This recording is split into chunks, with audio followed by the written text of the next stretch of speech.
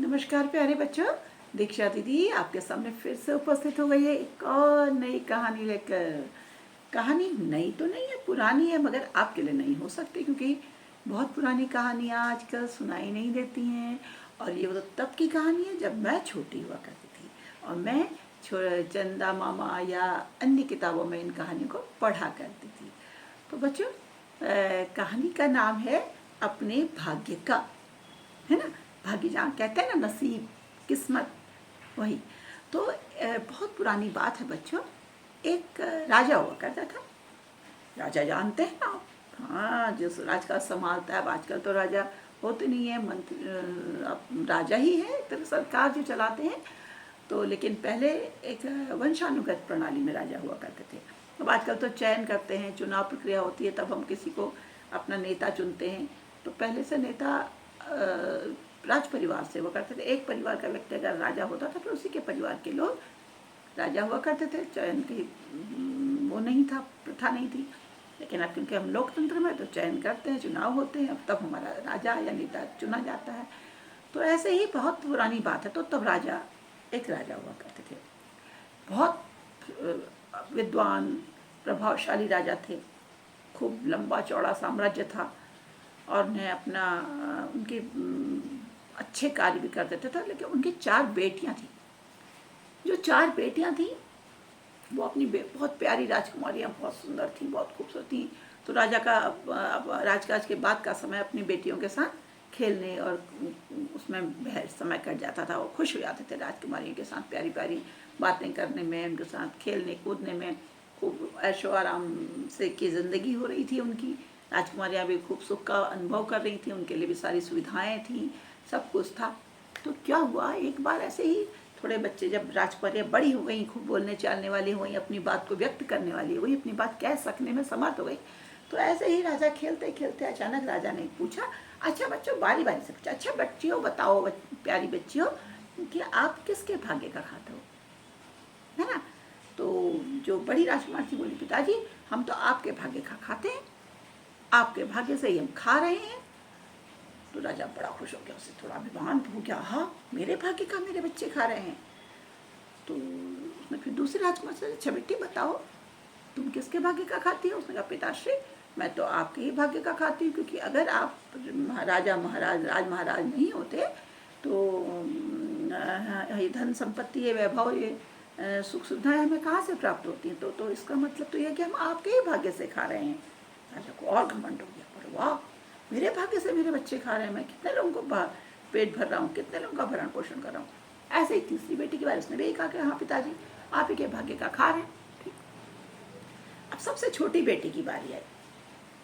उसने कहा, अच्छा बेटी तुम बताओ। राजा उसको बहुत प्यार करते थे, ज़्यादा प्यार करते, क्योंकि छोटी सी थी, सबसे छोटा बच्चा तो वैसे प्यार करता। बोला, बेटी तुम बताओ तुम किसके भाग्य का खाती हो। उसने कहा, पिताजी आप बुरा न माने, लेकिन मैं तो अपनी ही किस्मत का खाती हूँ, अपनी ही भाग्य का खा रही हूँ। अच्छा कैसे खा रहे हो। राजा को बड़ा खटका। क्यों पिताजी, अगर जब मेरी किस्मत में लिखा कि मैं राज वैभव का सुख भोगूं और राज परिवार में राजकन्या बनूं, राजकुमारी बनूं और राज सुख सुविधाओं का भोग करूं, तभी मैं उसको भोग कर पा रही हूँ। अगर मेरी किस्मत में नहीं लिखा होता तो मैं कैसे इस सुख सुविधाओं का भोग करती। तो इसलिए मैं कह रही हूँ कि मैं तो अपने भाग्य का खा रही हूँ। राजा को ये बात खटक गई। आप दिमाग से कितना कोशिश करते कि तो बच्ची है, सब लोग, उन्होंने सबसे बात की, सबने कहा हाँ कोई बात नहीं, बच्ची है, बच्ची ने ऐसे कह दिया, बच्चे तो कुछ भी कहते रहते हैं। लेकिन राजा के दिमाग से बात गई नहीं। धीरे धीरे समय बीतने लगा, राजकुमारियाँ बड़ी हो गई। अब राजा को रोज ये बात याद आती कि छोटी राजकुमारी ने कहा कि मैं तो अपने भाग्य का खा रही हूँ। अब राजा ने राजकुमारी की शादी तय करी। 3 बड़ी राजकुमारी की शादी तो उसने बड़े बड़े राजकुमारों से कर दी, जहाँ उनको सुख सुविधाएं, महल वैभव खूब मिला। ऐसी जगह ब्याह कर दिया, उनका विवाह कर दिया। और उसके बाद चौथी राजकुमारी का विवाह, उन्होंने कहा पता लेगा ऐसे किसके भाग्य का खा रही है। उसने एक गरीब झोपड़ी में रहने वाले व्यक्ति से कर दिया। वह जो व्यक्ति था, वो जो लड़का था, वो जंगल से लकड़ियाँ काट के लाता, लकड़हारा था, लकड़ी काटने वाला, जंगल से लकड़ियाँ काट के लाता और उसको बाजार में बेचकर जो पैसा मिलता उससे अपना जीवन यापन कर रहा था। बच्चों, राजकुमारी को बुरा तो लगा, लेकिन उसने कहा ये तो मेरी किस्मत की बात है। विदा के समय राजकुमारी से राजा ने कहा कि बेटी देखो, तुम अब अपने भाग्य का खाती हूँ कह रही थी, तो तुम अपने भाग्य का खाओ। जो सुख सुविधाओं का भोग तुम यहाँ कर रही थी, उसको अपने भाग्य से तुम वहाँ खा के करके दिखाओ, तो मैं तुम्हारी बात को मान लूँगा। खैर राजकुमारी विदा हो गई, ससुराल चले गई। अब जब एक गरीब राज वैभव को जीने वाली लड़की एकदम से झोपड़ी में आ जाएगी और उसके वहाँ खाने के भी लाले होंगे, तो उसे कुछ दिन तो दिक्कत होगी, परेशानी तो होगी।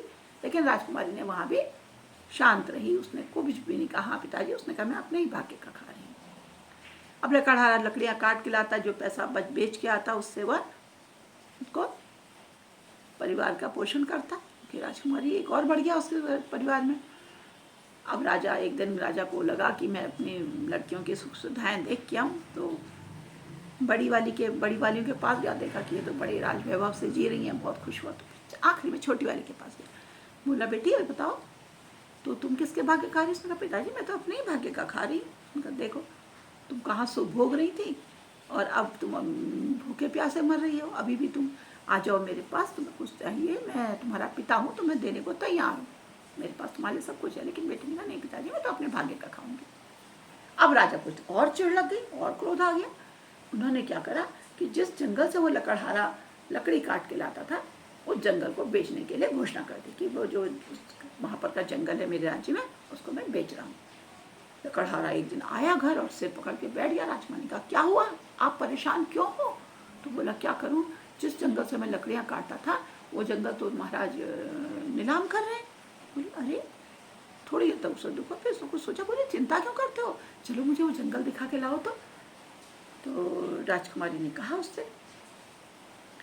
राजकुमारी जंगल को देखने गई तो देखा कि जंगल में तो चंदन के पेड़ है, और न लकड़हारे को पता है और न राजा को पता है कि उस जंगल में चंदन के पेड़ है। राजकुमारी वापस आई, बोली देखो जब राजा जंगल बेचे तो उनसे कहना कि हम 1 महीने में आपको पैसा पूरा दे देंगे और आप खरीद लेना। बिना मैं खरीद लूँगी जंगल। बोली तुम्हारा दिमाग खराब है, कैसे खरीदोगी, तुम्हारे पास क्या है? बोले मैं खरीद लूँगी, और आज से तुम कुछ जिन पेड़ों में निशान लगाए उनको काट लाओ, उनकी लकड़ियाँ बेचो। राजकुमार लकड़हारा गया, उसने जल्दी जल्दी उन पेड़ों को काटा, जो चंदन के पेड़ों में जिन्होंने निशान लगाया था उनको बेच दिया। उसके बाद जब जंगल की और बेच के आया तो देखा कि बहुत पैसा मिला उसे। जब जंगल की नीलामी होने लगी तो राजकुमारी ने वो जंगल खरीद लिया और नीलाम हो गया। किसी को पता नहीं चला किसने खरीदा, क्योंकि लकड़हारे के नाम से खरीदा गया, तो किसी को पता नहीं था उसका नाम। कोई गरीब लकड़हारे को कौन याद करेगा, कोई राजा महाराजा तो था नहीं, कोई राजकुमार तो था नहीं।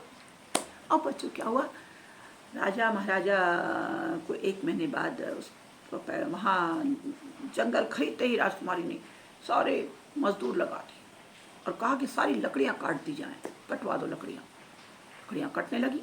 फटाफट चंदन की लकड़ियाँ इकट्ठी करके दूसरे राज्यों में बेची गई, सब जगह बेच दी गई और बहुत पैसा राजकुमारी के पास इकट्ठा हो गया। उसने वहाँ लकड़हारे से कह के महल बनवाना शुरू किया। एक दिन वो उस महल को देखने गई, महल बन रहा था, उसके छत में खड़ी हो देखने गई कि उसमें क्या क्या हो रहा है, बताने की क्या क्या बनना चाहिए, क्या नहीं होना चाहिए। तो देखती क्या है कि मजदूरों की टोली में उनका परिवार भी है। उसने अपनी एक नौकर को भेजा और कहा कि जाओ उन मजदूरों को बुला लाओ। मजदूर ऊपर आए तो ऊपर आके राजमहल में देखा, महल के ऊपर तो राजकुमारी खड़ी है। तो राजा बोला अरे तुम यहाँ कैसे? तो बोले पिताजी ये जंगल मैंने ही खरीदा था और ये महल भी मेरा ही बन रहा है, लेकिन आपकी ये हालत कैसे हुई? बोला बेटी ये मेरा जो राज्य था वो दुश्मनों ने मुझे बर्बाद कर दिया, मेरे सेनापतियों ने और लोगों ने मिल करके मेरे सारे कोष को खाली कर दिया और मेरी ऐसी स्थिति हो गई कि अब मैं एक राजा भी नहीं रहा। तो उसे बड़ा दुख हुआ। बोली पिताजी मुझे आपकी इस अवस्था पर बहुत दुख है, मुझे बहुत ही दुख हो रहा है कि आप ऐसी अवस्था में, इतने बड़े राजा महाराज, इतना सुभोग करने वाले, लेकिन आप घबराएं नहीं, मैं आपके साथ हूँ और हम लोग मिल करके अपने आपके राज्य को फिर से प्राप्त कर लेंगे। लेकिन उन्होंने कहा बेटी, उनका लेकिन आप समझ लेना कि मैं किसके भाग्य का खा रही हूँ? तो मैं अपने ही भाग्य का खा रही हूँ। बोली हाँ बेटी, तूने मेरी आँखें खोल दी, मैं समझ गया कि कोई भी किसी को के भाग्य को नहीं करता, सब अपने ही अपने भाग्य का खाते हैं। सबके भाग्य में जो लिखा होता है वो उसी को प्राप्त होता है, कोई किसी के भाग्य का या किसी के किस्मत से नहीं खाता। ये मेरी समझ में आ गया है और तुमने मेरी आंखें खोल दी, अब मेरा अहंकार भी दूर कर दिया। तो बच्चों, ये थी वो कहानी, अपना अपना भाग्य, अपने भाग्य का खाना, है ना। तो ये कहानी बहुत पुरानी थी। अब आजकल तो लोग अपनी किस्मत पर विश्वास भी नहीं करते हैं, लोग अपने मेहनत और परिश्रम पर विश्वास करते हैं। दोनों ही बातें सही हैं। आपके भाग्य में अगर किसी चीज़ को लिखा होगा तो आप उसके लिए परिश्रम करेंगे, और जितनी ज़्यादा परिश्रम करेंगे उस चीज़ को प्राप्त करेंगे। तो दोनों ही चीज़ें हैं, आपकी किस्मत और आपका परिश्रम दोनों ही आपका साथ देते हैं। केवल परिश्रम के बल पर भी आप नहीं जीत सकते, और केवल भाग्य के बल पर भी आप आगे नहीं बढ़ सकते। तो अगर आपके भाग्य में कुछ करना है, आपने किसी चीज़ को प्राप्त करना है, तो आपको परिश्रम तो करना ही करना है। जैसे राजकुमारी ने परिश्रम किया, उस ज़मीन की लकड़ियों को पहचाना, उन्हें बेचा और उस संपदा को इकट्ठा करके अपने लिए समस्त वैभव संकलित कर लिया। तो बच्चों, कैसी लगी ये कहानी? आशा करती हूँ अच्छी लगी होगी। थोड़ी अलग सी है, पुराने ज़माने की है। आजकल तो बड़े बड़े भौतिक सुख सुविधाओं की बातें होती हैं, भौतिक सुख सुविधाओं की कहानियाँ होती हैं, ऐसी ही फिल्में भी होती हैं। आप लोग उनमें खूब हुड़दंग होती है तो खूब मज़ा आता है। ऐसी कहानियाँ भी मैंने सुना रही हूँ जो पुरानी है, ताकि आप लोगों को कुछ अनुभव करने को मिले, कुछ महसूस करने को, कुछ विचारने को मिले। आप इन कहानियों पर भी चिंतन कर सकते हैं कि कैसे समय हुआ करता था पहला, और अब आजकल का कैसा समय, इन दोनों समय में तुलना भी कर सकते हैं। और चाहें तो आप अपने मन से भी कुछ नई कहानियाँ बना सकते हैं, क्योंकि कहानियाँ का कोई अंत नहीं होता, कोई छोर नहीं होता। किसी भी विषय पर कहीं भी कैसी भी कहानी बनाई जा सकती है, और उससे आपकी भाषा समृद्ध होती है, आपका सोच बदलती है, आप समाज सुधार का कार्य भी कर सकते हैं, समाज को एक अच्छी दिशा दे सकते हैं। तो आगे आप इसको ध्यान रखेंगे, इन बातों का, अपनी खुद नई कहानियों का संचय करेंगे, संकलन करेंगे, बनाएंगे और सुनाएंगे भी, और मुझे भी बताएंगे कि आपको ये कहानी कैसी लगी, मेरी कहानियाँ आपको कैसी लगती हैं। क्या मैं अपने कहानियों को सुनाने के तरीके में कोई बदलाव करूं? ऐसा अगर आपको लगता है तो आप मुझे बताएंगे, मैं खुशी से स्वीकार करूंगी। लेकिन इसके लिए आपको मुझे मेरे कमेंट बॉक्स में लिखना होगा कि दीक्षा दीदी आप ऐसा करिए, आपको ऐसी कहानी सुननी या किसी और तरह की कहानी सुननी, तो भी आप मुझे बता सकते हैं। मेरे इस चैनल को लाइक सब्सक्राइब तो आप कहानी को करेंगे, मैं आशा करती हूँ ऐसी, मुझे पूरी उम्मीद भी है।